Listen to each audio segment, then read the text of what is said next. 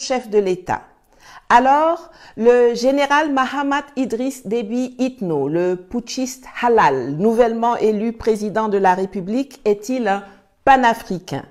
Où se situe-t-il sur l'échiquier géopolitique? Je vais vous le dire, mais pas avant d'avoir remercié du fond du cœur tous ceux qui m'ont souhaité prompt rétablissement et surtout ceux et celles qui ont contribué financièrement à mes cagnottes. Allez, venez, on y va.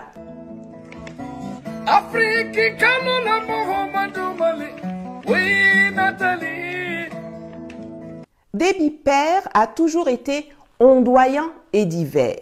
L'homme sûr des Français, mais également l'homme qui a mis la France à mal en finançant Afrique Média, en dénonçant l'ingérence de la France comme aucun chef d'État en exercice auparavant.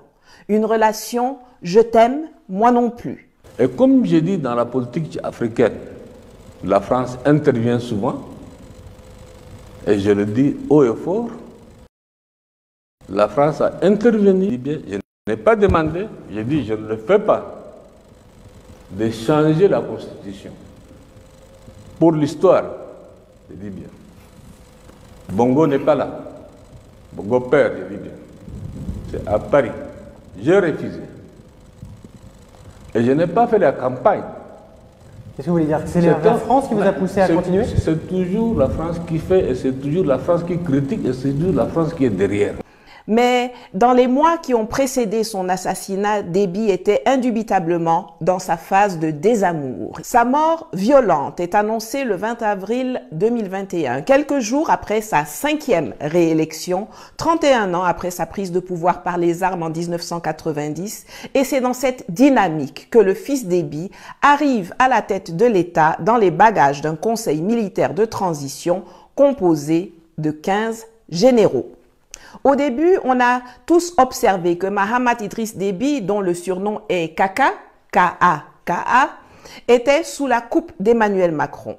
C'est vrai que Macron, un plan capillaire au vent et masque sur le nez, s'était précipité comme un dératé à N'Djamena dès le surlendemain de la mort de Déby père pour faire ce qu'on appelle du damage control. Car perdre le Tchad pour Paris, c'est perdre complètement pied au Sahel. C'est la désintégration de l'épicentre militaire de la France en Afrique et de la France-Afrique. Au moment où cette région est au cœur de toutes les attentions, je devrais dire de tous les appétits géopolitiques, et que la France s'est fait éjecter sans ménagement du Niger, du Mali et du Burkina, ce serait une véritable catastrophe. Au Mali, au Burkina Faso, nous sommes remontés contre la France impérialiste, oligarchique, sauvage, barbare. Au Tchad, au Niger. La présence française est mise à mal en Afrique, dans la région du Sahel. Un rejet de sa présence militaire, mais aussi de son influence politique et économique, jugée néocoloniale par des populations en colère. Alors Macron adoube la prise de pouvoir par coup d'État du fils de Idriss Déby, même si cela discrédite totalement et durablement la position de la France à l'international. En effet, le discours français devient totalement inaudible à partir du moment où l'Élysée couronne le putschiste Déby Junior, alors qu'il condamne avec véhémence les putschs au Mali, au Burkina et plus tard au Niger. Mais Macron s'en fiche. Pour ne pas perdre le Tchad, il est prêt à vendre sa mère et sa grand-mère. Ah non, c'est vrai que les grands-mères, ils préfèrent les épouser. Au début, c'est tout bénef pour Kaka Déby, à qui le parapluie protecteur de la France permet d'éviter l'opprobre et même les sanctions à l'international. Également, le Tchad a la chance de faire partie de la CEAC, la Communauté économique des États d'Afrique centrale, qui est beaucoup moins assujettie à l'Occident que sa consoeur ouest-africaine CEDEAO, et dont les chefs d'État refusent systématiquement d'envisager ne serait-ce qu'une seconde de punir les peuples ou d'appliquer des sanctions non prévues dans leurs textes, contrairement aux voyous ouest-africains. Et c'est ainsi qu'après s'être engagé à remettre le pouvoir aux civils, au plus tard 18 mois après son putsch, et à ne pas prendre part à l'élection présidentielle qui sera organisée à cet effet, Déby Junior devient un acheteur compulsif de costumes français et un visiteur assidu de l'Élysée. 2 rencontres, rien qu'en 2021. À cette période, il est un exécutant zélé des desiderata d'Emmanuel Macron. C'est notamment lui qui s'oppose à ce que le Mali exerce la présidence tournante du G5 Sahel. Refus qui conduira au retrait du Mali en mai 2022 et à la disparition quelques mois plus tard de l'organisation. En 2022 toujours, il engage des négociations et signe un accord de paix avec une quarantaine de groupes rebelles à Doha au Qatar le 8 août. Pourtant, assez rapidement, Macron se rend compte que Kaka Déby ne marche plus vraiment comme la France l'entend. Mais qu'est-ce qui a donc pu le pousser à devenir plus rétif envers Paris? D'une part, il a fini par être profondément agacé par Macron et le Quai d'Orsay qui, voyant que les USA avançaient leur pion succès Masra, ont commencé à insister lourdement pour que Déby tienne sa parole et cède sa place à leur pion à eux, Moussa Faki. L'idée même de la remise du pouvoir à un civil dénote d'une méconnaissance complète des réalités du terrain. Depuis 50 ans et autant d'années de guerre civile, le Tchad est un régime politico-militaire caractérisé par des groupes géoethniques dont les dirigeants, que ce soit Déby père, Hissène Habré, Goukouni Ouédé, Félix Maloum, ont tous été soit des officiers militaires, soit à la tête de groupes armés grâce auxquels ils ont pris le pouvoir. Il y avait donc 0% de chance que cela se déroule comme les officines occidentales l'avaient envisagé. Ce n'est pas pour rien que le 13 juillet 2022, Déby avait vertement recadré les parrains Yankees d'Échec Masra qui le menaçaient de sanctions en leur balançant un très peu diplomatique « Le Tchad est un pays souverain, ce n'est pas un sénateur qui ne sait même pas placer le Tchad sur une carte et poussé par des lobbies qui va nous dire quoi faire de notre pays. » Fin de citation. Et il avait ajouté aussi bien pour les Amerlocs que pour les Français: il faut que les gens sachent qu'on est en 2022. Et le temps où des petits fonctionnaires qui travaillent dans les ambassades, qui viennent donner des leçons ou des orientations aux chefs d'État africains est révolu. Et c'est ainsi qu'au lieu de respecter ses engagements, il préfère organiser tardivement un dialogue national inclusif souverain qui prolonge la transition de 2 ans et lui permet d'être candidat à la présidentielle. Patatras! Le plan de Macron de positionner à la tête du Tchad Moussa Faki, le larbin en chef président de la Commission de l'Union africaine dont la langue est marron à force de lécher les bottes et les fesses des Occidentaux, s'écroule. Un autre élément qui explique le virage de Déby est le retour de la guerre en plein centre de l'Europe. Or, avec le déclenchement de la guerre OTAN-Russie en Ukraine en février 2022, quelque chose d'intéressant se passe sur la scène internationale.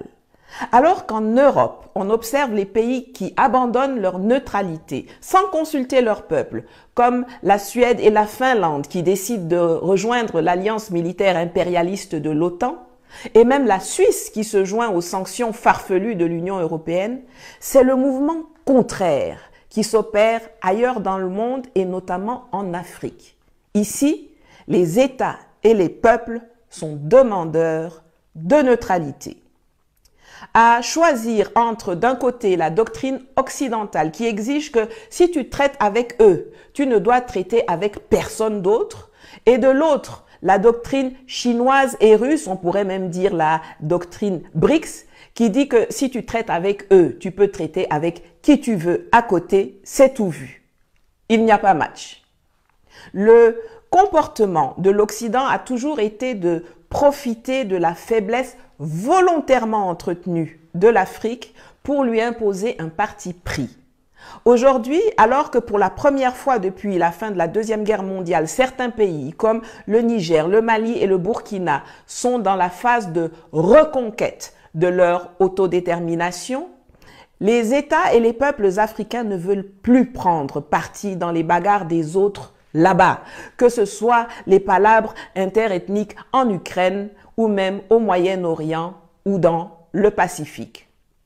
La doctrine africaine, héritière des 5 principes de Bandung, consiste à dire que sur cette terre, vous tous, vous êtes potentiellement nos partenaires. Nous voulons être souverains et du haut de cette souveraineté, nous regardons le monde et nous voulons être neutres et faire les choix qui nous arrangent et non plus qui arrangent les intérêts extérieurs. Comprenez qu'avec l'AES, il y a une nouvelle donne géopolitique qui est là. Que vous l'aimiez, que vous ne l'aimiez pas, peu importe. 2. Pour nous, le sort de nos pays ne va pas se décider à Bruxelles, à Paris, à Washington ou à Londres. Ça se décidera à Bamako, à Ouagadougou, à Niamey, etc. Avec ou sans vous, nous allons avancer. Il faut que les gens aussi comprennent ça. Si les Européens ne sont pas là, les Chinois seront là, les Russes seront là, les Australiens seront là. Donc aujourd'hui, là, on n'est marié à personne. Voilà. Cette volonté assumée de neutralité des Africains ne passe pas en Occident, où la mode est à l'abandon de la neutralité. Mais nous ne venons pas en Russie pour y chercher de nouveaux maîtres qu'on substituera aux anciens. Nous y venons pour trouver des partenaires, pour faire du business gagnant-gagnant pour la Russie comme pour les pays africains concernés. Est-ce que vous envisagez, Monsieur le Président, un changement d'alliance militaire? Est-ce que vous envisagez de lâcher votre alliance avec la France pour nouer une alliance avec la Russie? Est-ce que vous comptez conserver votre alliance militaire avec la France au vu de ce qu'a dit l'envoyé personnel du président français à la sortie d'une audience que vous lui avez accordée il y a un mois? Il faut rester au Tchad et bien sûr nous resterons. Écoutez, le Tchad est un pays indépendant, libre et souverain. Nous ne sommes pas dans le principe d'un esclave qui veut changer de maître. Nous avons l'intention de travailler avec toutes les nations du monde. Toutes les nations du monde qui nous respectent et qui veulent travailler avec nous en se respectant mutuellement. Les Occidentaux savent parfaitement qu'il ne s'agit pas de quitter un maître pour aller chez un autre. Ce n'est pas ça l'enjeu.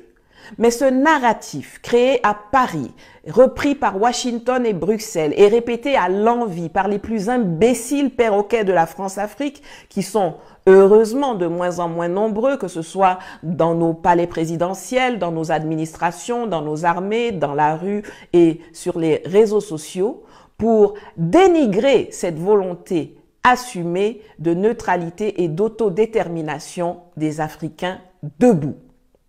Confrontés à la perspective très probable d'une 3e guerre mondiale et du retour de Donald Trump à la tête des États-Unis, ainsi qu'à l'émergence d'un monde multipolaire, l'Occident, en chute libre civilisationnellement, divisé politiquement, affaibli économiquement et dépassé militairement, veut conserver ses États tirailleurs. Il veut des vassaux qui lui obéissent au doigt et à l'œil, à qui il conteste jusqu'à la propriété de leur territoire et de leurs ressources. L'an dernier, j'étais à la session de l'Assemblée générale de l'ONU à New York. J'ai eu un entretien avec Jean-Yves Le Drian, mais aussi Monsieur Borrell, qui est actuel représentant de l'UE. Les deux m'avaient dit sur un ton assez tendu leur préoccupation sur le fait que la Russie développe des relations avec l'Afrique et concrètement avec le Mali. Et ils avaient exprimé leur position de façon sur un ton assez colonial. L'Afrique, c'est la zone de responsabilité, c'est la zone d'influence, c'est la zone d'intérêt de l'Union européenne. Et évidemment, je ne peux pas accepter de tels arguments. C'est du colonialisme à l'état pur, du néocolonialisme. Est-ce qu'on est en train de s'enliser quand même au Mali? On est en train de se sécuriser. De se sécuriser. C'est notre frontière sud. Si on laisse demain cette région aux mains des djihadistes, c'est notre propre sécurité, c'est la sécurité de ces pays. Nous avons un devoir de solidarité, mais c'est aussi notre propre sécurité. L'Afrique nouvelle dit cet assujettissement est terminé. Mais si vous apportez du business gagnant-gagnant et du respect, alors on peut faire des affaires. En 2024, c'est ça qui est en train de se jouer. Et c'est dans ça que Petit Débit, les vaillants dirigeants de la Confédération AES, le Centrafrique, le Cameroun, la Guinée équatoriale se trouvent. Et c'est dans ça que Talon et Ouattara ne veulent pas aller. Alors non, Mahamat Idriss Déby Itno n'est pas un panafricain. D'ailleurs, je pense qu'il va falloir que je fasse une vidéo pour clarifier ce qu'est le panafricanisme, qui est devenu l'un des concepts les plus galvaudés de la planète. Qui en sont les vrais acteurs et les infiltrés et pourquoi il est dans son essence tellement dangereux pour les Occidentaux. Dites-moi en commentaire si cela vous intéresse. Mais après des débuts très penchés, Mahamat Idriss Déby Itno, comme quelques autres chefs d'État africains, est aujourd'hui en quête de neutralité et de souveraineté. Je ne suis pas en train de dire que ces gens sont des saints, ni de juger ou d'approuver leur politique intérieure. Mais sur le plan géopolitique, ils semblent avoir compris les vrais enjeux et ils veulent faire du business au mieux des intérêts de leur pays et non plus ceux des puissances étrangères. Vous les reconnaîtrez facilement à la façon dont ils sont diabolisés ou chicanés par l'Occident. Ne pouvant pas le clasher frontalement sous peine de subir le même sort que les troupes américaines qui ont été éjectées de N'Djamena fin avril 2024, tout à coup, soudain, brusquement, la France instrumentalise sa justice pour coller une procédure de bien mal acquis à Déby, tout en dépêchant un envoyé spécial pour faire son atalakou afin d'essayer de négocier le maintien de la présence militaire française. La bonne vieille politique du bâton et de la carotte. Certains Africains qui n'ont pas encore fait la mise à jour de leur logiciel croient que parce qu'on achète des armes à Poutine ou à Macron, on doit être dans une relation exclusive avec la Russie ou la France. Ce sont eux qui qualifient la Turquie et l'Inde de partenaires peu fiables quand ils voient que ceux-ci font des choix qui ne sont pas alignés H24 sur l'Occident ou sur la Russie ou la Chine. Mais la géopolitique ne s'accommode pas de la monogamie. Ce n'est pas la fidélité et la soumission à un autre État qui doivent motiver les décisions de nos dirigeants, mais la préservation de nos intérêts qui se déclinent en 4 catégories. Suprêmes, vitaux, stratégiques et tactiques. Mais ça, c'est une autre émission. Ceci veut dire que le matin, vous pouvez faire un business avec Pékin et l'après-midi, faire une autre affaire avec Berlin. Ça dépend de vos intérêts. Dans ce domaine, comme ailleurs, vive la polygamie. Voilà, c'est tout pour aujourd'hui. N'oubliez pas de vous abonner, de liker, de commenter, de partager le lien de cette vidéo dans vos groupes et sur vos réseaux sociaux pour combattre l'algorithme qui veut nous invisibiliser. Et aussi comme Abdikadir, Marie, Vanessa, Fabrice, Estelle, Patrick, Brandon, Idrissa, Silas, Simon, Olivier, Serginho, François, Michel, Jean-François, Babatunde, Chaka, Didier, Patrice, Freddy, Peter, Marcel, Guy, Odile, Leila, Landry, Léopold, Lionel et tant d'autres, vous pouvez contribuer à mes cagnottes dont le lien s'affiche à l'écran ou alors cliquez sur le bouton Merci à côté du bouton Partager juste en dessous de cette vidéo sur YouTube. Merci et à bientôt.